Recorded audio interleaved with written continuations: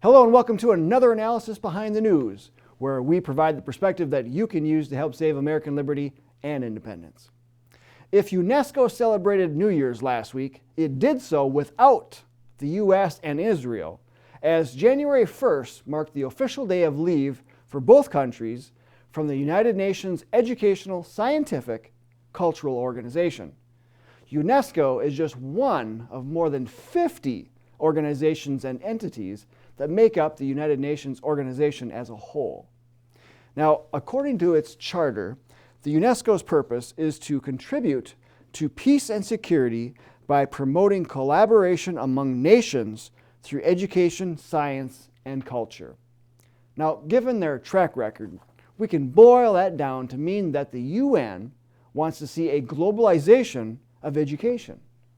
So, back in 2014, the New American reported online that for decades now, the globalists at UNESCO and other UN outfits have been openly plotting to impose what they sometimes refer to as the World Core Curriculum on all of humanity. According to the agency, it is all linked to UN Agenda 21.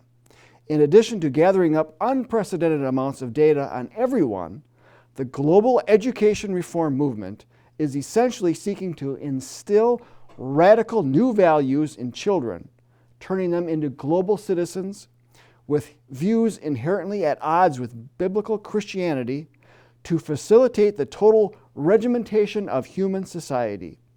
Countless programs and initiatives such as Education for All are working toward that goal.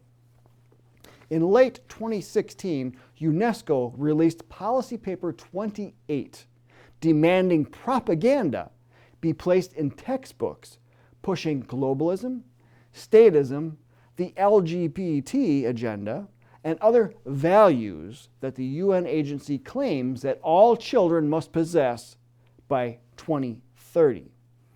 In early 2015, the New American reported again online, with Common Core and related schemes, the Obama administration has been at the forefront of that effort to meet United Nations education targets, aiming to change the values of humanity as part of its Education for All initiative. And they continue later on, as UN documents make clear, the planetary entity's vision, UNESCO, for quality education is radically different from traditional American notions of proper schooling and instruction. For example, UNESCO documents and global agreements dealing with the UN Education Agenda focus a great deal on bringing about changes in attitudes, values, and behavior. In official documents, UNESCO argues that these changes are required to move toward the sustainable new world they seek. The global education bureaucracy, which is also pushing planetary school standards, boasts of its efforts to turn children into global citizens. As the UNESCO Global Citizenship Education webpage explains, social justice, diversity, gender equality, and environmental sustainability are needed to empower learners to be responsible global citizens. Folks, this is what our involvement in these global organizations gets us. It's this type of meddling that pushes our future generations away from our Judeo-Christian founding, our limited federal government under the Constitution, and sets us up for our God-given rights to be legislated away, all in exchange for global goals that do nothing but serve a global new world order master. No, thank you. President Trump made the announcement of getting out of UNESCO in 2017, but did you know that the U.S. had pulled out once before? In 1984, during President Ronald Reagan's administration. But President George W. Bush got us back into it in 2002, claiming that the organization had somehow cleaned up its act. Well, it's high time that we got back out of it. But while we celebrate getting out of UNESCO, Knowing that the rest of the UN is just as diabolical in pushing its agenda and driving us out of our liberties and independence, we must push for a full withdrawal from the United Nations as a whole. And one congressman has just introduced the legislation to do so. Congressman Mike Rogers has introduced H.R. 204, the American Sovereignty Restoration Act of 2019. Now, a press release from his office states, "This bill would halt all involvement of the United States with the United Nations." And it quotes him as saying, "One of the first priorities in this new Congress was to make sure this bill was reintroduced.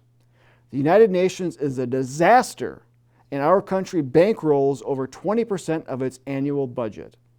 The UN continues to attack our greatest ally, Israel, and they continue to attack American ideals like the Second Amendment. President Trump has done his part to rein in the UN's continual attacks on American sovereignty, but it's time we did more," he said. Now, some form of this bill has been continuously introduced into Congress for decades, including the late Congressman Larry McDonald, who was chairman of the board for the John Birch Society, as well as former Congressman Ron Paul.